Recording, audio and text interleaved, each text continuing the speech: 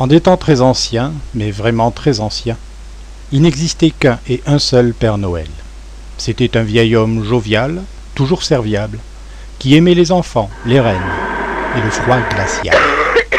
Un homme bon qui se dévouait seul la nuit du 24 décembre pour distribuer cadeaux et friandises aux enfants sages. Ces millions d'enfants sages lui faisaient perdre quelques kilos. C'est le sujet de la sculpture de Giacometti, le Père Noël qui marche un lendemain de réveillon. Et son renne. Des peintres célèbres comme Michel-Ange ont glorifié ce Père Noël, notre Père à tous. Quel dévouement, en effet. Pas facile de passer par les cheminées. Pas facile d'apporter les cadeaux à chaque petit enfant. Van Gogh l'a bien compris. En peignant sa célèbre toile, le Père Noël allait au rayon. Un métier difficile, surtout que chacun regrette de le voir repartir. Le Père Noël ainsi isolé se faisait beaucoup d'ennemis. Et Picasso n'a pas vraiment arrangé sa réputation.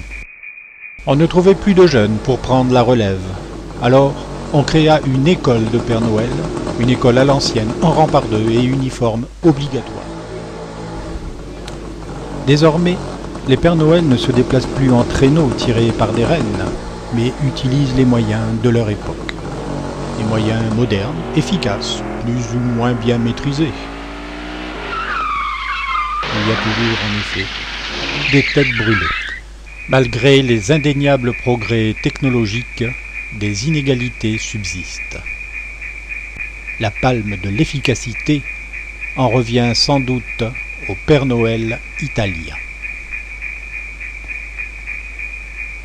Organisation, moyens modernes, 35 heures et RTT, de nos jours, le métier est assez convoité.